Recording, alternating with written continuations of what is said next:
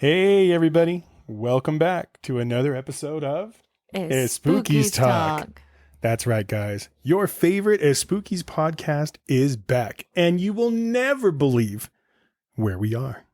My name's Arturo, and I'm here with the one and only, our brujaha, Eva. Hey, everybody. So, welcome back to Espookys Talk. You know what time it is. It's time for your cosmic forecast for August 1st, 2025. So, I'm going to guide you through the fact that our lunar vibes, okay? The moon is actually going to be furthest away from the Earth. Isn't that a fun fact?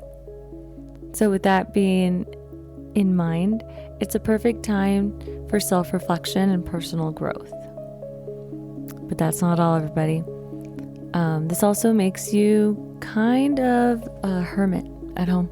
Do you know what that means, Arturo? To be a hermit? Yeah, at home. I'm assuming it means to stay at home. Yeah, you should really not make too many crazy plans or go hit the town. It's time to stay in and cleanse your spaces. Get rid of things that you don't need. But also set good, healthy goals for yourself. Arturo, got any good goals? You know, I have a lot of goals. I don't know how healthy they are, but goals nonetheless. So I will try to make them healthier. And that's it. That's all that's going on. Other than it being Leo season. So first, we're going to look inward before going all out, because Leos are all about looking good on the outside. Dang. It's a good thing I'm not a Leo. I'm a Leo rising. I'm a little full of myself. It's all right. It's magnetic. And that's it. That's all that I got for your cosmic forecast. Quite short, sweet, to the point. Bam. And there it is. And there it is. You know, I know that we are on an Espookys road trip right now, guys. We sure are. It's been going, and we have been seeing some people and seeing some things. Oh my gosh, I'm so excited. Eva, where are we? We are in Tonopah. Tonopah, Nevada. Where the desert keeps secrets. Oh, secrets. Yeah, so out here in the vast Nevada desert, where the mountains cut sharp and the whistle from the wind could be heard in these ghost towns. There's many places that feel frozen in time. But no, it's not Vegas. And no, it's not Reno. It's Tonopah. And if you've never heard of it, maybe that's on purpose. Dang. So, Arturo, I beg to ask you, what does Tonopah stand for?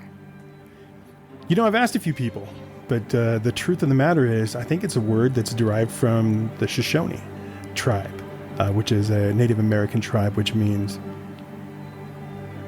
Hidden Spring. hidden Isn't that spring. already super mysterious? Just the name of it all. And, you know, what was its purpose out here? Lots of mining for gold. So it was founded in the early 1900s. Oh, I'm sorry, not gold. I stand corrected, but actually the silver rush. Awesome. Plata. But I mean, if they found gold, Nevada would call dibs right away. Oh, probably. Even today, even if it's your land. I heard that. Isn't that wild? That's crazy. Yeah, we had someone tell us. Yeah, that was up in a little south of here, a little place called Goldfield, which I'm sure we'll talk about later. But yeah, even if it's on your own land, Nevada snatches it up. Isn't that crazy? That's nuts. It seems unfair. So with Tonopah being a hidden gem in the desert, it's already a metaphor for something supernatural waiting to be found. So one thing that I found really interesting was Boomtown and its body count. Boomtown? Boomtown. Yeah, good old Boomtown. By 1905, Tonopah was one of the richest silver towns in the West. Dang. In the whole West. Watch out, world. Thousands came in. Miners, And people that work in mines, not underage humans. Don't confuse the two. Gamblers, saloon, like environments, right? And drifters. I bet. We're very drawn out here. Trying to find their fortune. But unfortunately, due to mining accidents and the Belmont fire of 1911, 17 miners died underground. Dang. Tragic. Epidemics swept the town, such as, do you remember what it was? The Tonopah Plague. Ooh, tell us more about this plague. You know, the Tonopah Plague, it was an outbreak of it was a severe pneumonia. And it struck the Nevada mining town of Tonopah in like the early 1900s. But it was primarily hitting like adult men because they were the ones who were in the mines. Oh, that makes perfect sense. Totally. And so then they would bring it home and spread of disease. Yeah, but it was brutal. That outbreak led to mass exodus from the town, and it really kind of started the downslide. And it was so severe, this pneumonia, that there were people that were actually losing their life within 2 days of contracting it. Oh, goodness. Oh, just terrible stuff. Oh, man. That takes me to the Victorian era, you know? Wow. Yeah, so for a while they had nowhere to bury their dead except a small patch of desert land. Now the old Tonopah Cemetery. The old Tonopah, which I can see from my window. I know. We're fortunate enough to do that here on location. Crazy. The cemetery is located right at the edge of town. The graves are marked with simple wooden crosses and crude headstones. The dates tend to range from 1901 to 1911, only 10 years, but over 300 buried there. People say the cemetery is still active, especially around dusk. Well, I bet. It's the kind of place where the silence is loud, where every dust of wind feels like a whisper from the past. Ooh, that gave me the chills. I'm sorry, I had to take a pause. Whew. So with today's vibes, we're talking about the line between the living and the dead. Tonopah is semi-abandoned. The downtown looks like a relic. You've got a few hotspots to attract ghost hunters and true crime lovers. There's what was the name of that hotel? I don't quite remember. The Mizpah? The Mizpah Hotel, which by the way looks really nice. I did see that it had like a ramp, so it was like handicap friendly. Then we have the Clown Motel, the abandoned Belmont mine, and of course the old cemetery. It's kind of a place that doesn't just feel haunted. It looks like it remembers you. And so with that, I think we should finally let everyone know where we are. Where are we? We're at the Clown. We're at the Clown. We're at the Clown Motel in Tonopah's Haunted Pass. I'm telling you guys, the Clown Motel is world famous. And they say that it's haunted. But you know what I've kind of noticed is that I feel, just like we were talking about earlier, I don't feel like it's a haunting. I feel like it's more like we're being visited. Yes, absolutely. Like it's more of mischievous activity. Like it's harmless. I will tell you guys. It gets you a little spooked. I will tell you guys what happened in our room because it's pretty intense. But just a little bit about the Clown Motel. It's located here in Tonopah. It's famous for its extensive clown collection and for its like proximity to that cemetery, man. I'm telling you, it is literally next door. I could open up the door to our room and throw a baseball and it would land in the cemetery. It is that close. It sure is. I mean, just think about it. Would you be able to sleep in a room filled with hundreds of clowns, just steps away from a graveyard? We are. We decided to do it for you. And now we're going to tell you all about the motel itself, a little bit of its history, and then some of our personal memories Experiences. that we've just created. Oh my gosh. I would say they're memories because I laugh now, did not in the moment. That was yesterday. It was yesterday, guys. It was intense, man. I almost kind of want to skip everything, jump to it, but I know you wanted to learn a little something. Yeah, people always do. I do get a lot of that in the comments. So this is for all of our lovely fans. So it was built in 1985 by Leona and Leroy David. Why clowns? It was dedicated to their father, Clarence David, a clown enthusiast. So most of the clowns already here were his private collection. A creepy detail is that Clarence is buried at the Tonopah cemetery right across from the motel. Yeah. And you can actually see him from the office. Jeez. That's crazy on its own. It sure is. The Tonopah cemetery is estimated that it opened about 1901 and was closed by 1911. What was interesting and we learned about was that due to floods, the bodies had to be relocated. Isn't that crazy? Yeah, Isn't but that crazy? I don't quite remember exactly all the details, so I'm going to let you take over. Oh, man. So there was a large flood, and that some of the bodies of the cemetery were buried so shallow that they popped up and floated away. They had to gather all of the bodies to relocate them back to the cemetery. Ooh, gives me chills. But during that, it's said that during that, there were 8 couples that were still buried on the land. And when they exhumed the bodies to move them as well, they found, buried underneath the couples, 8 different indigenous people. Meaning that somebody was trying to hide the bodies. And by burying indigenous in an area, it becomes sacred. Yeah. So the sacred land was desecrated when the bodies were removed. Oh, man. And that's where this motel sits.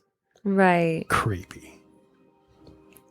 I mean, they're just not resting. No.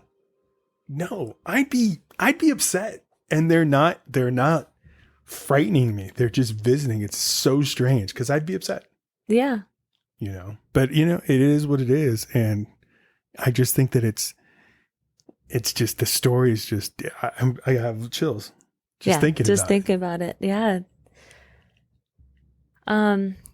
Buried at the Tonopah Cemetery is also victims of the mine fire, as we mentioned previously, the plagues, and just general early 19 horror.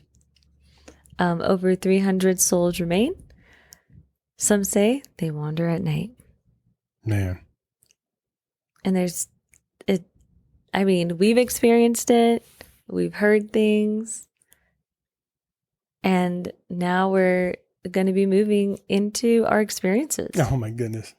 Just the haunting itself. Whether it's clowns moving or blinking in the collection, which is held at the office. So it's not in our room specifically. Our room's actually Pennywise. Yeah, Pennywise. It's the it room. It's the room you should stay in because it's it. So when I was kind of booking this room, I was looking for things that were the room with the most activity. And they say that there were a few rooms here that people have reported to have several crazy experiences in them. But they said this one has the most activity. And it did not fail. Night one, There was quite a bit. I made a purchase for us and for you guys out there of a couple of ghost hunting, just little technology, little doodads, things that are going to help us kind of see what's going on. One of them, by the way, is called a REM pod, which is basically just something that kind of detects electromagnetic and any type of change to temperature, things like that. And if you guys can picture like a can that you get out of your cupboard, Yeah. you know, and it has an antenna sticking out of it and 5 lights, and you set it to 0 like you would set a scale to 0. Yeah, you calibrate And then, it. yeah, and then you set it in the middle of a room. Well, I calculated it. It stuck it in the middle of my bed while I was unpacking. And dude, this thing was just going off. Beeps and lights and craziness. And we were like, okay. Like, you know, we were trying to talk to the spirits. And they kept setting it off for us. It was ridiculous. It was ridiculous. Like, of course we were startled, but we knew they weren't malevolent beings. True. Like, we knew we were just visitors. True. The weird thing was you're right. I wasn't scared, but I was startled at one point. Yeah, of course. I was unpacking. This is a true story, guys. I was unpacking, and the door locked behind me. Oh, I still get chills. Everyone was in the room, Yep. and that door locked. And I'm like, and I turned. I'm like, what was that? And I'm not gonna lie, guys. I used some language that I probably shouldn't have, because I was like, what beep was that? Right? Yeah. And I couldn't make the sound happen again, no matter what I did. It was just so bizarre. And no, it's not like a little light of log.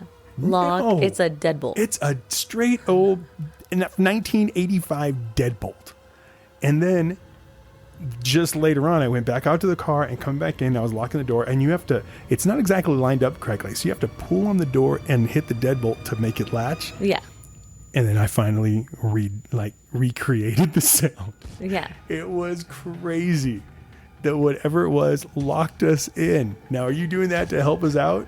Are you doing that to keep us in, to keep bad things out? I don't know, but it locked us in. That was a trip. See, I just felt that it was trying to be helpful. Oh my goodness. Safety first. Oh my Lock goodness. your door. Guys. There was one other major incident. Forget the nighttime, because that's creepy all on its own, and I'm sure we'll explain that. Yeah. One other major incident while I was setting things up. I plugged in I have a little, like, I want to say it's like a hub for USB, so that I could put multiple things charging at one time. Right. I plugged it into the outlet in the wall, and I plugged in my phone. My phone started to charge. I walked over to the bathroom area. Nobody was near it. And when I came back, not only was it unplugged from the wall, it was unplugged from the wall and placed, and the plug was on the table, a solid 2.5 feet away from the outlet. How did that happen? I immediately looked over at Lori. I'm like, yo, Lori, why'd you unplug this? And she was laying on the bed just looking at me like, what are you talking about? I didn't do anything. And we're the only two on this side of the room, guys. Mind blown. I couldn't. I still can't. Yeah. No, I mean. And I slept here after all that, man. Oh my goodness. Oh yeah. I definitely had a hard time sleeping. Like, room 108 is really active. It's one of the reasons this motel is on America's Most Haunted, oh my gosh, listings. And it's People- world and famous for that. It is. know? And there's been a lot of like paranormal investigators that have come here. Yeah. I mean, ghost hunters have been here. There are a lot of different things, you know. So when I was setting up for this, man, I was excited, and it did not disappoint. I want to say that, it's probably a lot of like the minor ghosts just like going around the property.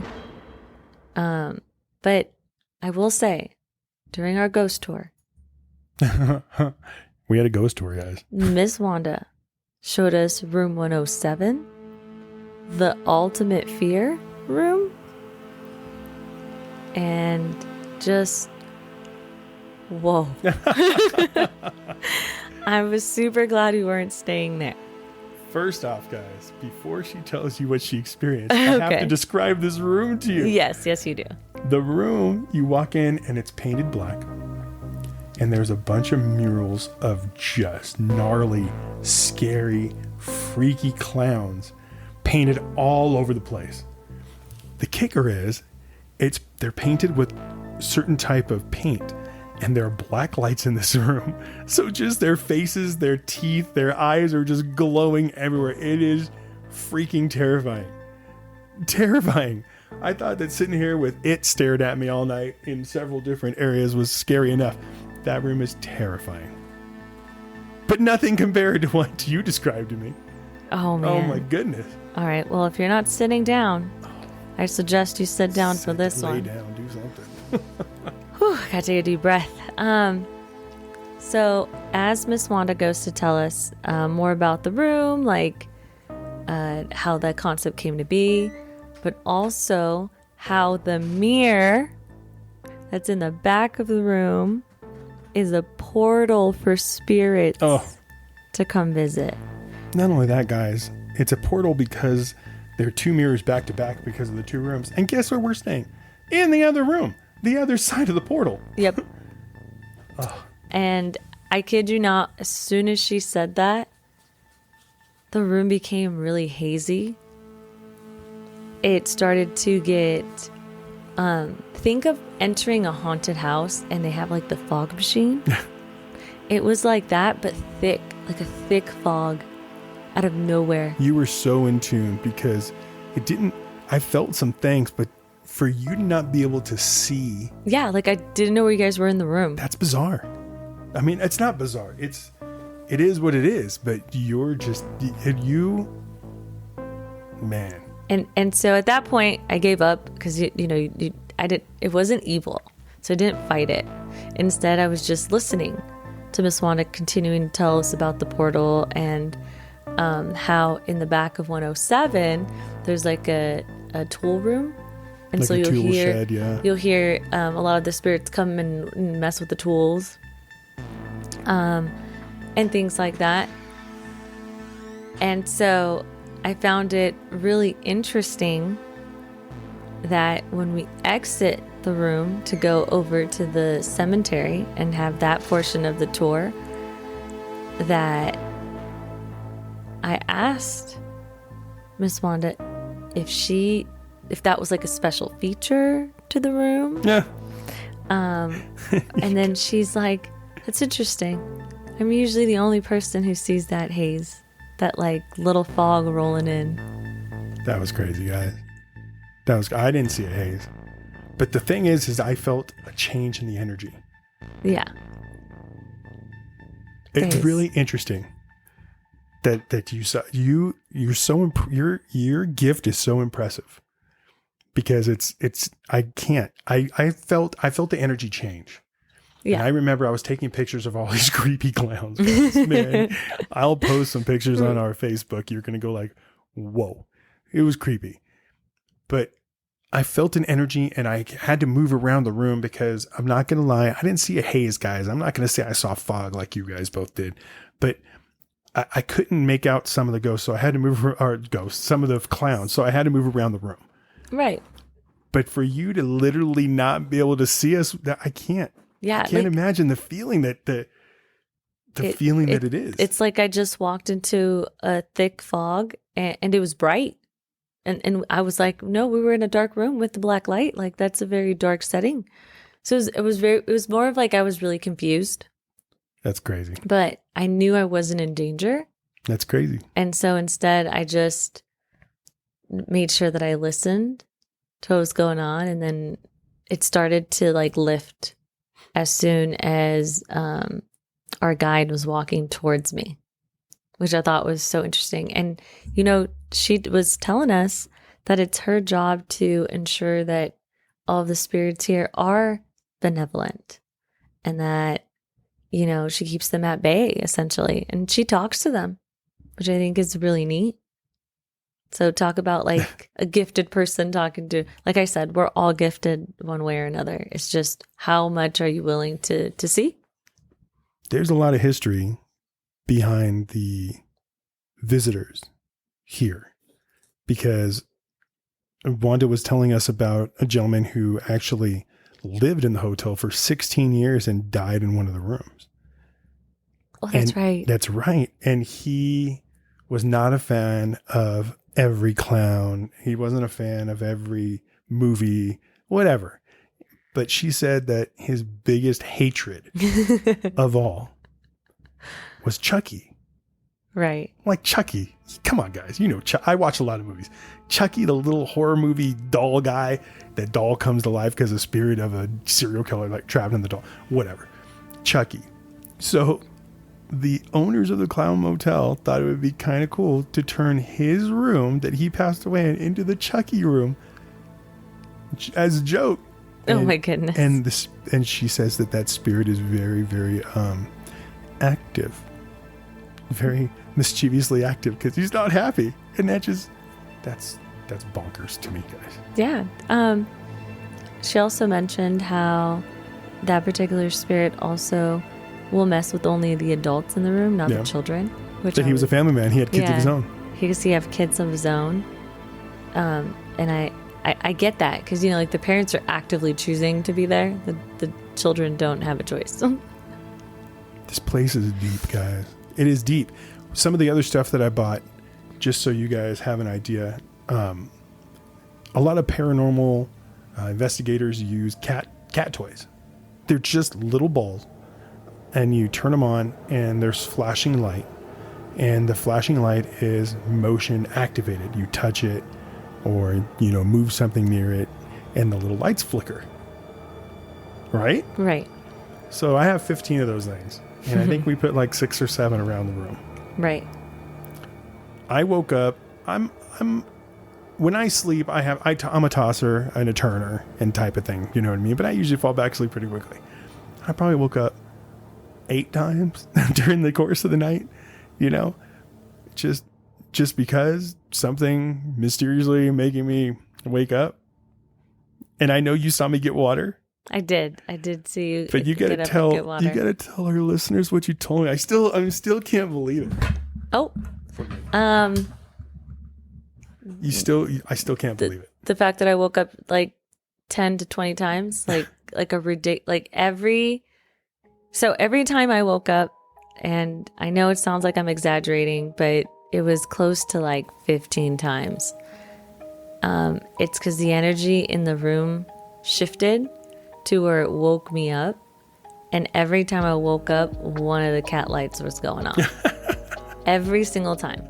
Like if it wasn't one, it was like 4, like 4 or 2. Unbelievable. And again, it wasn't that I was scared of them being there. Like, sure, like this is your home. Thank you for letting me be here. Like we're visiting. It was more of I was afraid of them like pulling on me or doing all these things that I've heard have happened to others. But then I have to remember like the way we came in and the way we're going about everything in such a respectful manner that we were able to make it through the night. Sure, I had to wake up every time they were in our presence, but I didn't have any nightmares. But I definitely did have the comforter around my face because I figured if I can't see it, it can't see me. Wow. I don't know. But I was nervous. Like it's a new setting, like this is real. Like this happens.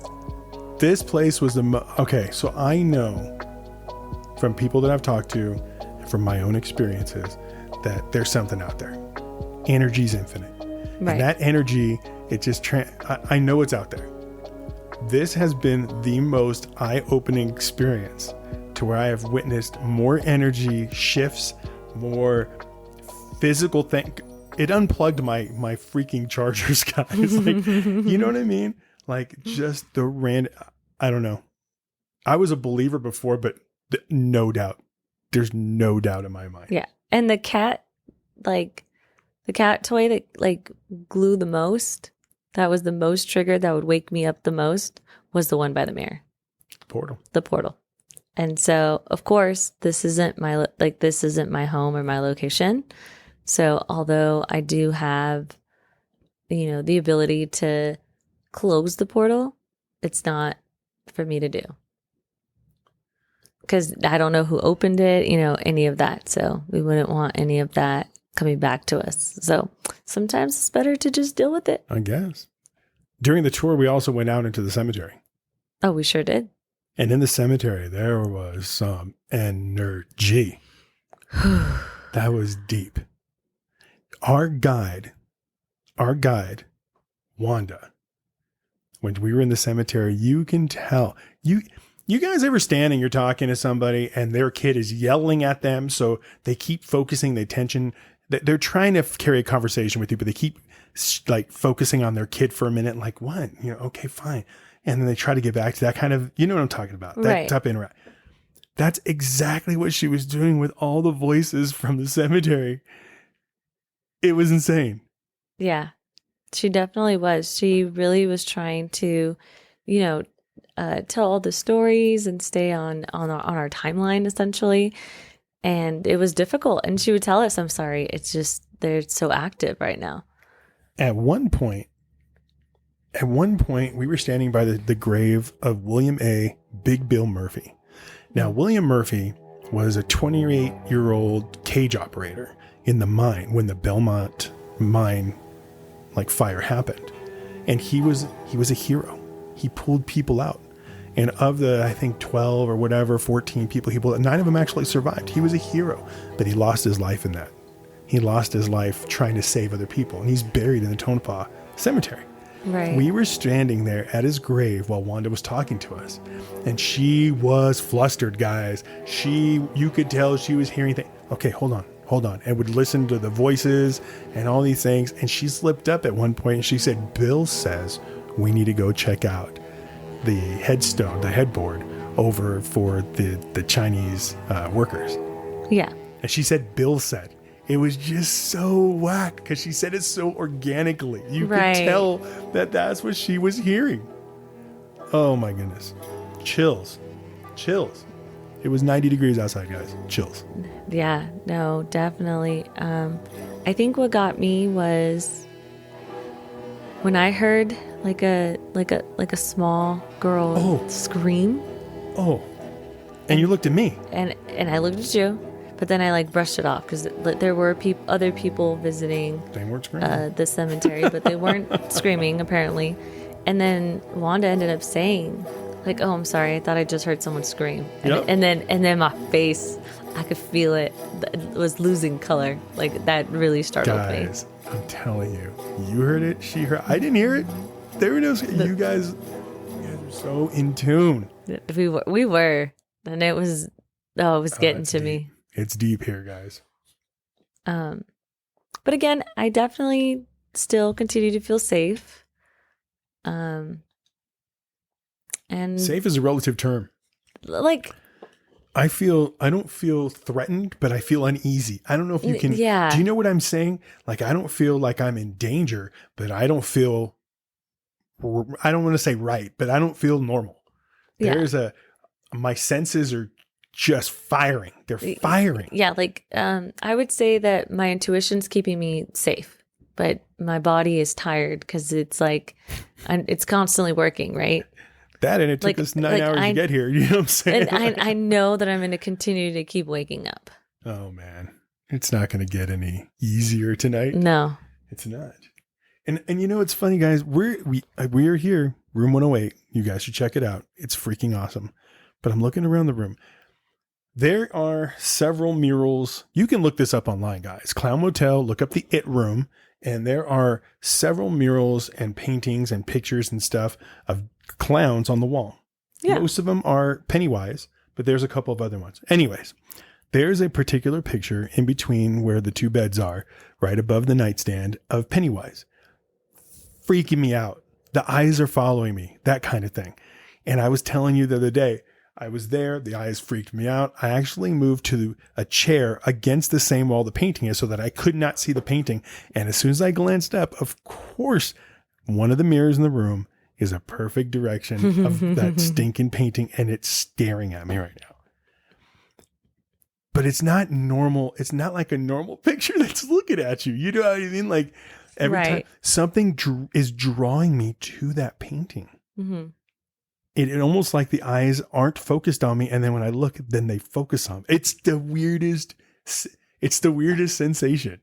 Oh, it's tripping me out, guys. Yeah. It's tripping me out. No, but definitely. I mean, that's your experience. I'm just thankful that I was able to sleep and not dream anything crazy. But I definitely did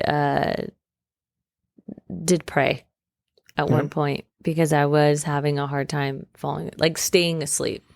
My brother's a pastor, has his own church, and that was his advice to me. You guys can hear my brother's story too. He's actually participated in some exorcisms and things like that. You know, it's kind of really, really knowledgeable. And that was his advice to me. Pray before and after. Make sure you don't take anything with you. Make sure that you're protected. I'm wearing the bracelet that you made me when we very first started this. You know what I mean? This journey, definitely. For real. So for sure, you need to protect yourself. Yeah. You saying that you're praying. I know I prayed for all of us. You did the same. Yeah. Yeah, guys, if you guys are going to explore the unknown, man, protect yourself. Yeah. That's key. And whatever that's going to look like to you. And, you know, for me, I was brought up Roman Catholic. So the prayers bring comfort because I would pray with my mom. Crazy. And I mean, I would go through sleep paralysis. So, I mean, it helped. Yep. Sorry, it was guys. more of like self-soothing, like a comforting of just knowing that, like, again, I'm a visitor. I signed and you're up here for though. this. So that's got to say something. Do you know what I mean? Like, and you're here. So that protection and stuff. Working for you. It's working for you. It sure is. I'm here. So it's working for me. You know what I mean? Because that Pennywise picture is still staring at me. Guys. I could feel, although I slept in fetal position, like I was not brave. I am not. In a little ball. In a little ball. Oh my goodness. I just know that I could feel like a white light around me and like that I was protected and that everything was going to be okay. But of course I was counting down the hours until that sun came out. Definitely did wake up at 3 a.m. And that's where I saw you go get a drink of water. Oh yeah. I was up, guys. Activity was the highest then. The witching hour. But again, they're just like moving around. Like, oh, and our upstairs neighbors were not any helpful. They were clogging up there or something, guys. They were like line dancing or something. Oh, goodness. A lot of stomping. You know, I understand. That didn't help. They too were trying to experience whatever they were trying to experience. And when they chose that hour was very specific. You know, a lot of people call that the witching hour. Right. It's the time where the veil is the thinnest. Am I saying that correctly? Yes. And then that way that there's the most activity. You know, there's the shortest distance between their world and ours. Yeah. But even like the entire motel, due to its background of it being over burial grounds, makes it an even thinner veil. So it's like the door was just open at that point. Man. I am actually kind of surprised that we didn't experience anything even greater. Whether that be an apparition. I mean, I had something moved. Everything that happened to me, you said this, that everything that happened to me was physical. Yes. Do you know the lock, the little REM pod, the cord being pulled out of the wall, like those are all things that I am able. Now, if you didn't hear the lock, that's great. I did, so I can verify it to myself. I heard the lock. I can verify that I plugged the cord in and my phone was charging, and then the cord was out. Just craziness, guys. Whereas I would say my experience was like how amazing is it that my body, my intuition would notify me, hey, you have a visitor right now. Like it's very spiritual. Like how do I even begin to explain that to someone? Like I was asleep. I know because I'm like still semi-rested, right? Even though I woke up so many times, but every time I just knew. Or like when anybody moved in the room, I just knew. But I was asleep. Man. It's going to continue. It's going to continue. I'm going to tell you guys the truth. It's right now, it's 11:07 p.m. It's 11:07 p.m. We're talking to you guys at 11:07 p.m. And I promise you that in an hour or so, it's going to be chaos in here. It's going to be chaos. But again, to all the spirits that are listening, you're welcome. You know, we're in your space. Yeah, we are. Thank you for allowing that. You know, again, I don't feel threatened in any way. Yeah, I don't feel like they want us to leave. I think we're okay. I definitely feel okay. But if that changes, I will be in the car. Now, the poor lady down the thing over here. You said there was a poor lady who took off and doesn't want to come back. So I was talking to my brother outside, and he asked me, I think this is crazy. He asked me if I had experienced anything spooky.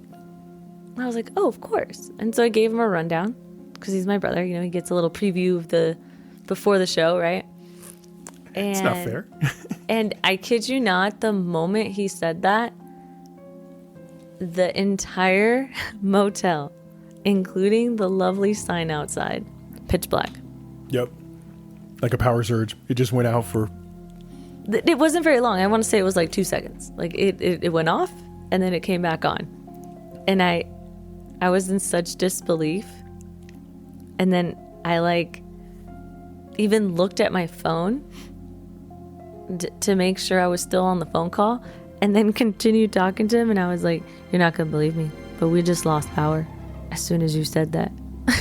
That's crazy. If that's not evidence enough, I don't know what I can do to help you believe me. Tell him about the poor lady with the kids. Oh, so while I was talking to my brother out there, and that happened, the people staying in 107, the ultimate fear room. Oh gosh. They had gone to go get something to eat, and they came back in, and the daughter was like, I haven't heard from Mom. She's been gone for a while, and the laundry quarters are still here. I'm thinking Mom booked it. Again, I'm just assuming. But I think Mom booked it. Oh, that room gone. That room, I would say. 1, 2, 3, bye-bye. I think that room has more activity than our room. But I don't want you want more activity in this like, room. I don't want more activity in this room. I'm okay if like all the spirits just take a rest. Like today, they're just like, nah. Oh man, I have some other equipment we haven't even used yet that I'm thinking of busting out tonight, and you know, maybe on the next episode if we catch anything different. Yeah, we can update everybody. Know, because if you guys ever have the opportunity, seriously, to come to Tonopah, I think you should. It's crazy. The energy here is just thick. And it's not just here. There's the Mizpah Hotel that they say the Red Lady is in one of the rooms. I know that the little casino that they have here that we ate at the little diner, I know that people have mentioned some things that happened there.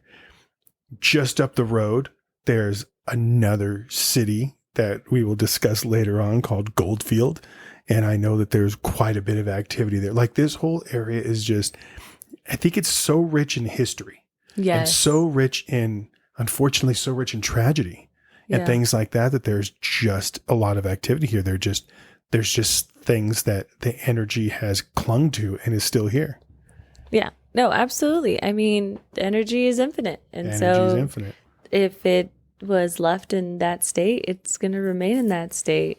We met somebody who was talking to us about a bunch of things. And one of the things that she said, just because energy just sticks in my mind. Yeah. She said that because of the elevation and the terrain and things like that, that they get a lot of electrical storms here.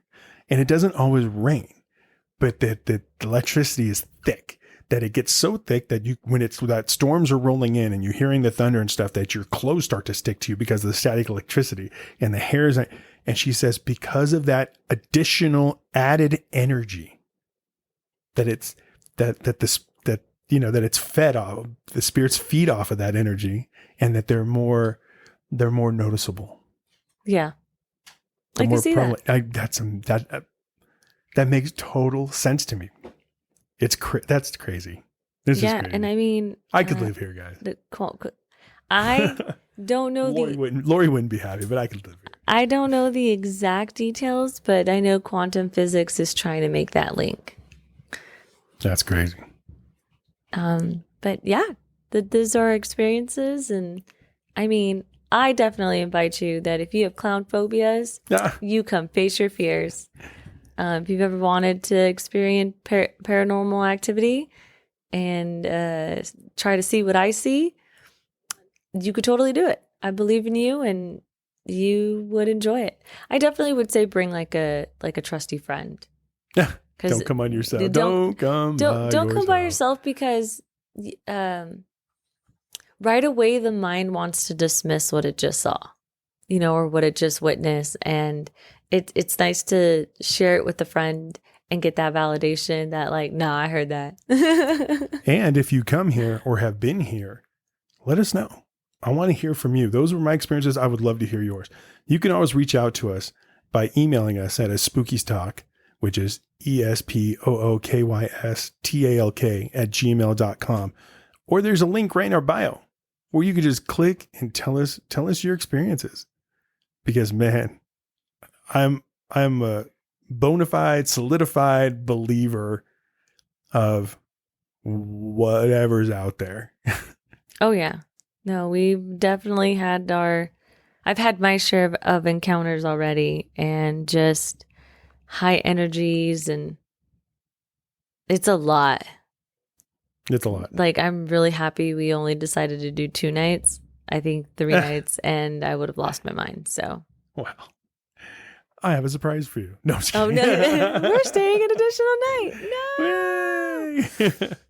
But now we're going to upgrade to the ultimate fear room. Ultimate fear room with the, I can't believe your experiences in there. Man, this is awesome. Anyways, I'm going to post some pictures to our Facebook page and our Instagram page.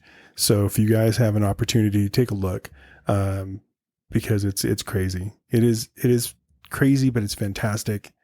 Yeah. And like the people who work here, amazing. Oh my gosh. Right. Yeah. Like just great people.